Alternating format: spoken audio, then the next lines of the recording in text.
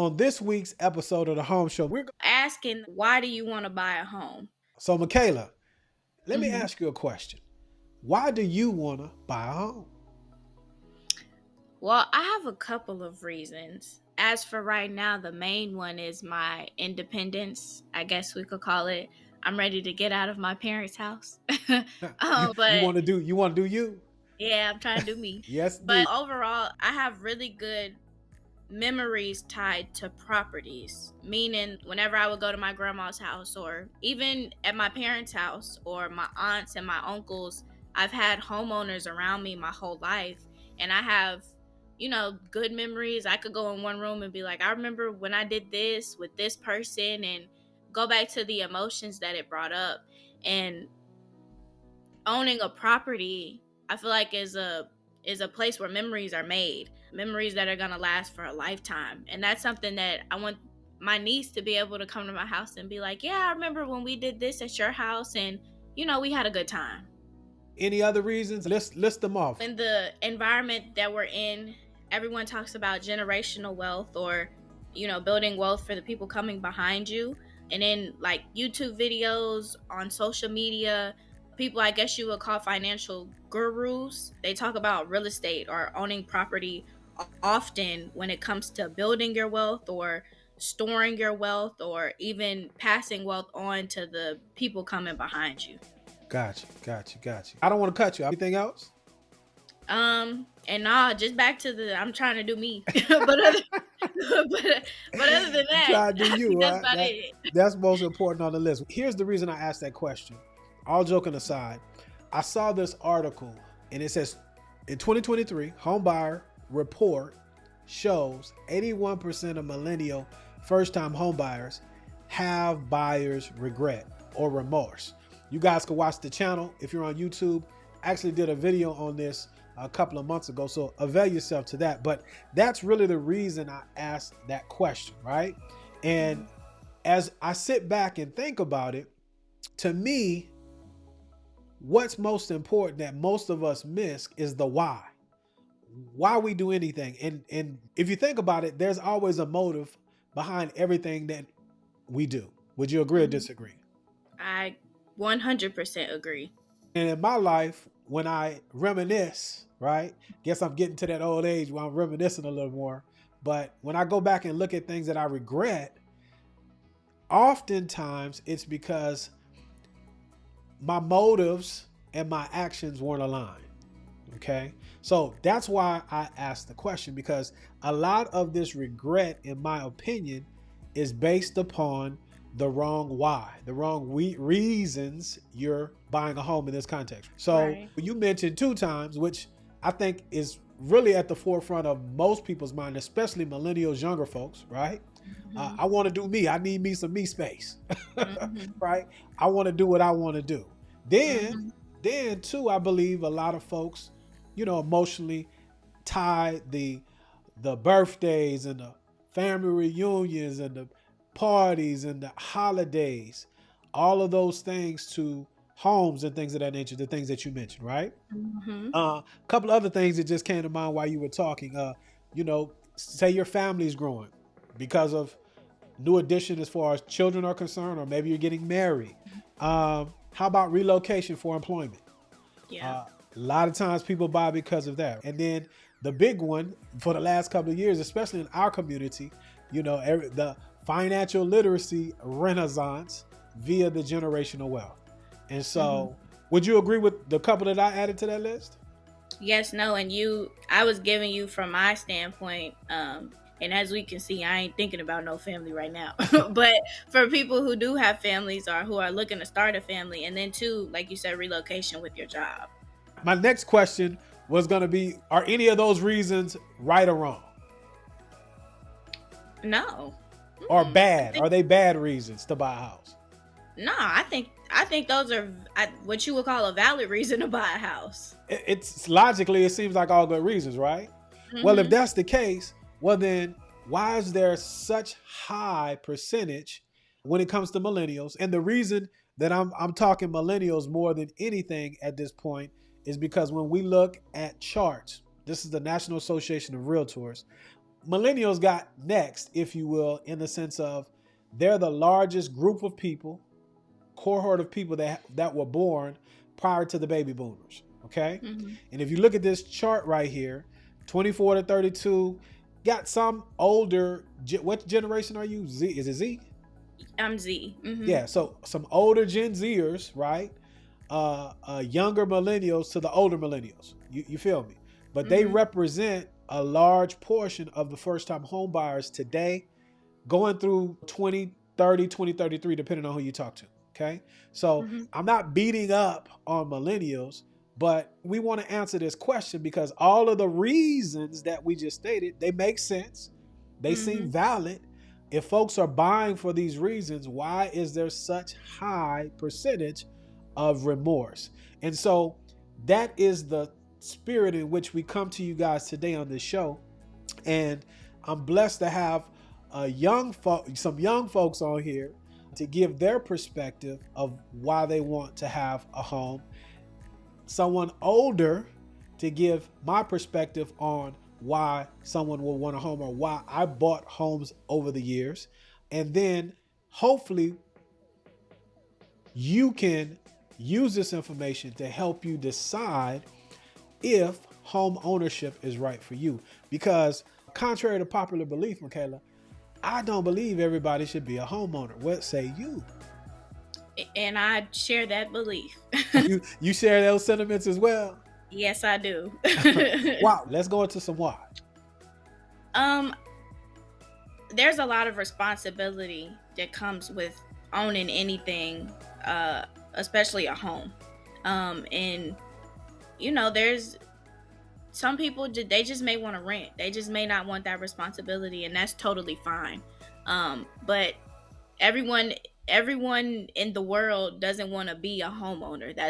You have a certain percentage or a certain amount of people that do, and then you have a certain amount of people that don't mind renting and moving around and the flexibility of it all. So I think the statistic you've given, or you usually give, is 60% of our population are homeowners, and I see that on a day-to-day basis. And not only do I see it, but I can see why we have the 60% homeowners and then we have the 40% renters.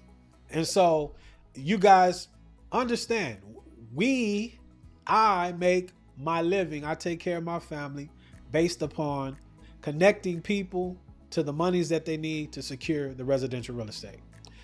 But what differentiates me, for those of you that don't know, is I really care.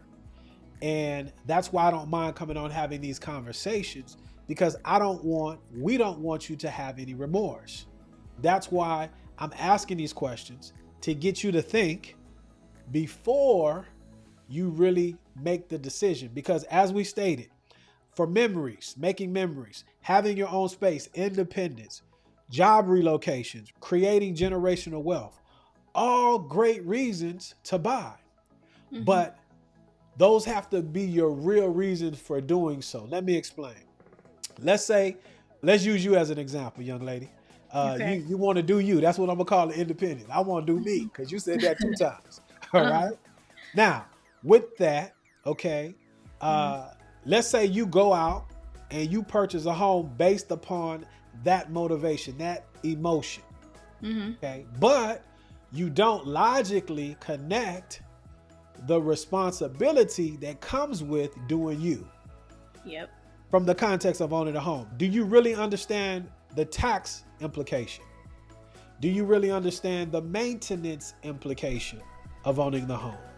Do you understand that it's a long-term situation? And in my opinion, no one should look to buy a home, regardless of age, if you're not intending to stay there at minimum 5 years, 60 months. So now, with that framing, does that make sense in what I'm saying, as far as it's okay to do you, but when you don't consider the full matter, do you see how it might not be a good thing, although being independent seems like a good thing? Yeah, no, not only do I understand it, but I lived it. Okay. When I turned 18, I was trying to get out of my parents' house, and I have a great relationship with my parents. We weren't beefing. There was no strife. I just was like, okay, I'm 18. I'm what the world will call an adult. I'm ready to get out here and be on my own. You So grown. You was I'm grown. grown. Yeah. Yeah, go. So Let's just go on. Let's talk to the people. You was grown, grown. Yeah, I'm like, look, I'm 18, I'm grown. You know what I'm saying? I went from 17 to 18 and I know everything now, right? yeah, that part.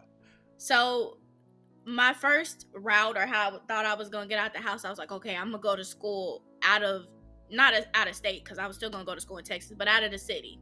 And then I started looking at them prices, and then I was like, I don't have the money to pay for this.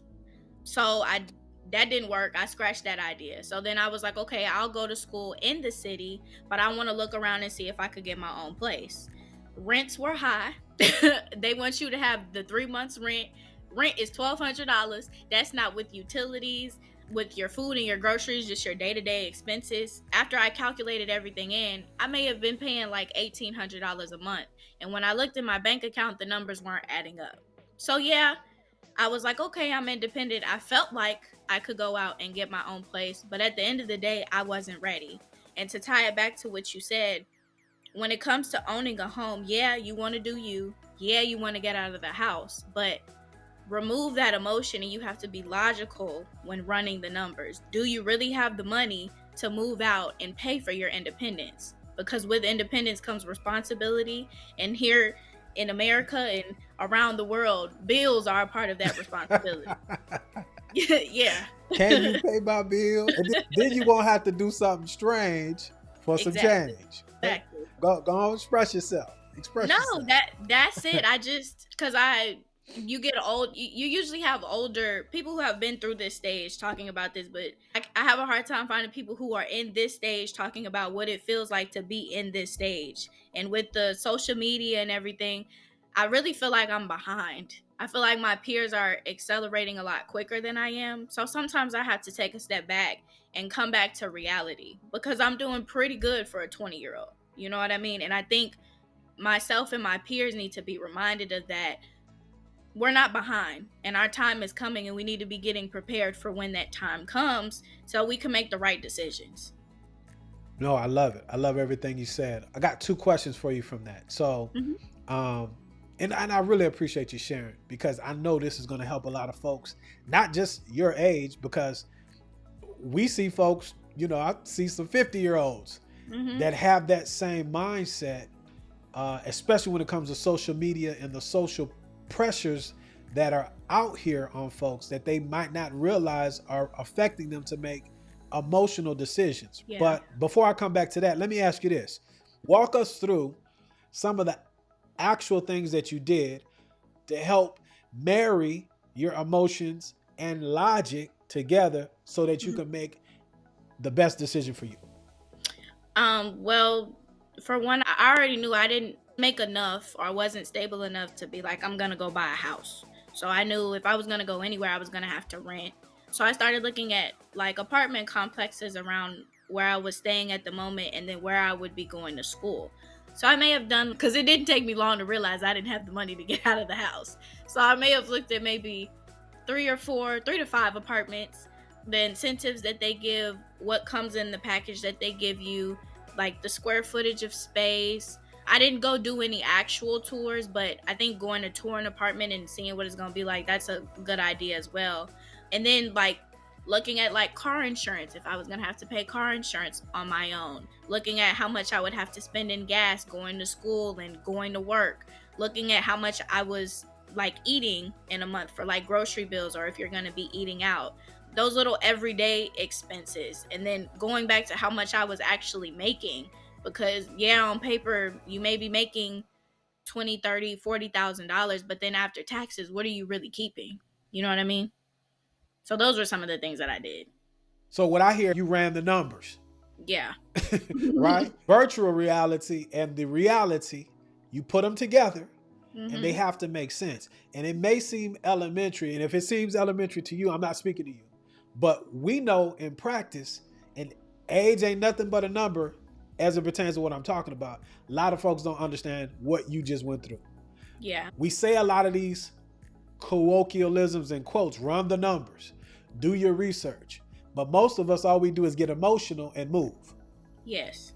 So let me Yes. ask you something, because you said you watch social media and they got you feeling some kind of way like you behind. How are Mhm. those people? How are those people able to be in Dubai and not working and rent a park because they just like you? You see what I'm Yeah. saying? And How are they able to do that?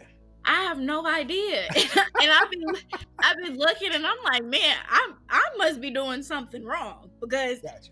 I'm not able to do none of that. I'm on a completely different plan. So what brings you to reality when you see those things? Because we're all humans. Now, don't get me wrong.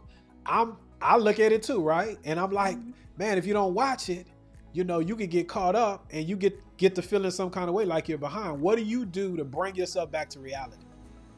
Well, for one, I get off of social media because sometimes you got to give your mind a break, and then I go to the people around me, my elders, my parents, my grandparents, my aunties, and my uncles, and they're like, when I was 20, you doing better than I was when I was 20 years old. When we were around your age, um, people weren't doing what y'all are doing now. So just because you're not doing that doesn't mean you're behind. You're accelerating just fine. You know Yeah. what I mean? It's just sometimes you just need a little reassurance. I know I'm doing okay, but then sometimes I'll be like, man, I should be doing more. But just taking a step back, coming back to your community, and just keeping your head down and staying in your plan and what you should be doing. It'll recenter you and focus you on what you need to be focused on. No, I love it. And I really appreciate you sharing. And again, this is going to help a lot of folks because too often we can become distracted Mhm. and miss opportunity cost. And Mhm. the time that you should be preparing when the opportunity comes, you're not ready. And then you miss that opportunity. A lot of folks that we deal with a couple of years ago, they missed the opportunity to lower these rates as low as they could get because they were distracted. Well, Yes. we don't want you to be distracted. That's why we are having this conversation. And as we get ready to go into the last half of the show, we're going to give Mhm. you some solutions for affordability because we are homeowner advocates here. And the reason we're homeowner advocates, Michaela, is because of this. This is an article, Yahoo Finance. You guys could pull it up, Google, whatever your search engine. But this is from April 2023.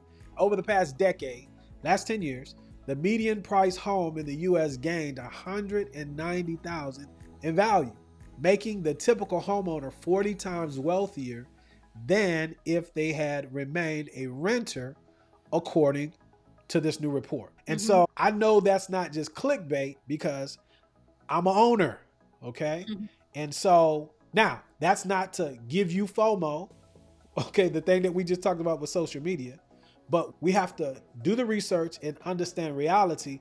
And then, as you said, I don't have a problem with you wanting to achieve more, but it's got to be based on reality Mhm. and generational wealth. Generation, depending on who you're talking about, 18 to 25 years takes time.